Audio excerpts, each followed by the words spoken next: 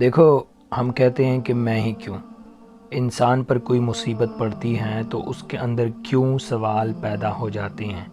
میرے ساتھ ہی کیوں ہوا؟ میں نے کیا گناہ کیا تھا؟ میں تو اچھا انسان ہوں، پھر میری ہی زندگی ایسی مشکل میں کیوں ہے؟ مجھے ہی کیوں صبر کرنا پڑے گا؟ ساری تنگیاں میرے لیے ہی کیوں ہیں؟ کچھ لوگ ہمیشہ ان سوالوں میں الجھے رہتے ہیں، کیونکہ جب وہ اپنی زندگی پر نظر ڈالتے ہیں انہیں بس کیوں ہی دکھائی دیتا ہے۔ کیوں سوال نہیں بلکہ اعتراض ہے۔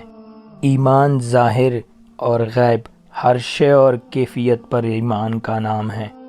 کچھ حالات ہوتے ہیں جو ظاہری ہوتے ہیں، کچھ پوشیدہ اور غیبی ہوتے ہیں۔ مال کا نقصان ہوا، یہ ظاہر ہے۔ اس کا غیب کیا ہے؟ اس کا غیب اللہ جانتا ہے کہ نقصان کیوں ہوا، اس کی وجہ کیا تھی اور اس پر آزمائش کس سلسلے کی تھی۔ اب سارے ریزنز اللہ کے پاس ہوتے ہیں، کیونکہ سب اللہ کے پلان کا حصہ ہوتا ہے۔ لیکن ہمیں کیوں کا جواب چاہیے۔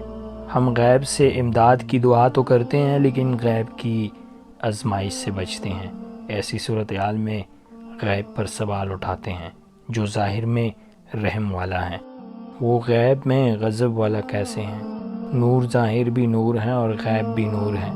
جنت کو مشکلات، ناگوار چیزوں سے ڈانپ دیا گیا ہے۔